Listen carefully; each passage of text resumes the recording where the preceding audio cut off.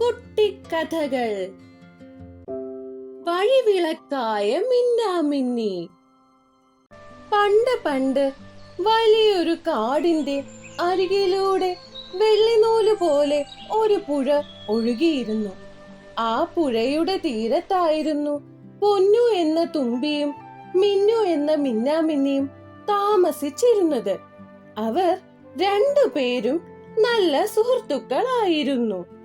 പൊന്നുതുമ്പി പകൽ മുഴുവൻ വെയിലത്ത് പാറി നടക്കും. അവളുടെ ചിറകുകൾ വെയിലത്ത് മഴവിൽ നിറത്തിൽ തിളങ്ങുന്നത് കാണാൻ നല്ല ഭംഗിയായിരുന്നു. എന്നാൽ മിന്നുവിന് എപ്പോഴും സങ്കടമായിരുന്നു. കാരണം പകൽ വെളിച്ചത്തിൽ അവളുടെ കുഞ്ഞി വെളിച്ചം ആരും കാണില്ലായിരുന്നു. കൂട്ടുകാരി, നിന്നെ എല്ലാവരും പകൽ കാണുന്നു, നിന്റെ ചിറകിലെ ഭംഗി ആസ്വദിക്കുന്നു.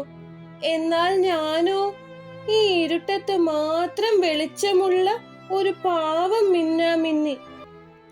മിന്നു എപ്പോഴും സങ്കടത്തോടെ പൊന്നുതുമ്പിയോട് പറയുമായിരുന്നു. ഒരു ദിവസം കാട്ടിൽ അതിശക്തമായ മഴ പെയ്തു. വൈകുന്നേരമായപ്പോഴേക്കും കാട് മുഴുവൻ ഇരുട്ടു നിറഞ്ഞു. പുഴയിലെ വെള്ളം ഉയരാൻ തുടങ്ങി. ആ സമയത്താണ് കാട്ടിലെ ഒരു ആനക്കുട്ടി കൂട്ടം തെറ്റി ഒറ്റപ്പെട്ടു പോയത്. വഴി കാണാതെ അവൻ ഇരുട്ടത്ത് തപ്പിത്തടഞ്ഞു. പേടിച്ചു പോയ ആനക്കുട്ടി കരയാൻ തുടങ്ങി. പൊന്നുതുമ്പി സഹായിക്കാൻ ചെന്നു. പക്ഷേ ഇരുട്ടായതുകൊണ്ട് അവൾക്കൊന്നും കാണാൻ കഴിഞ്ഞില്ല. മിന്നു, നീ എവിടെയാണ്? ആനക്കുട്ടിക്ക് വഴി കാണിച്ചു കൊടുക്കാൻ നിനക്കേ കഴിയൂ, പൊന്നു വിളിച്ചു പറഞ്ഞു. ഉടനെ മിന്നു തന്റെ കുഞ്ഞു ചിറകുകൾ വീശി ആകാശത്തേക്ക് ഉയർന്നു. അവളുടെ വാലിലെ ആ മഞ്ഞ വെളിച്ചം ഇരുട്ടിൽ ഒരു നക്ഷത്രം പോലെ തിളങ്ങി.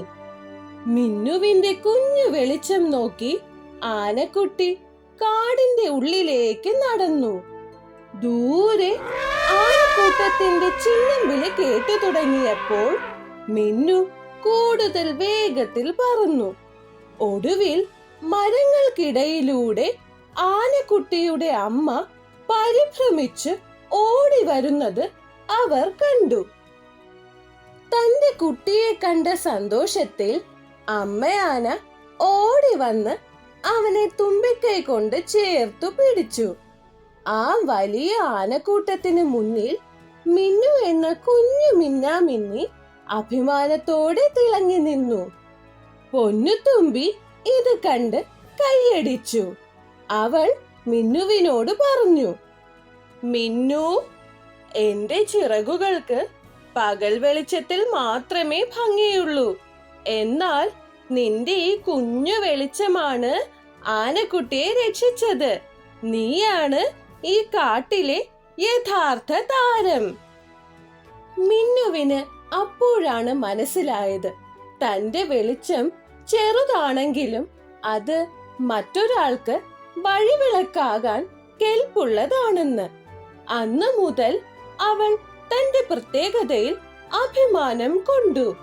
സങ്കടങ്ങൾ മറന്ന് അവൾ ആ രാത്രിയിൽ കാട് മുഴുവൻ വെളിച്ചം വിതറി സന്തോഷത്തോടെ പറന്നു നടന്നു. കൂട്ടുകാരെ, എല്ലാവർക്കും ഈ കുട്ടിക്കഥ ഇഷ്ടമായോ?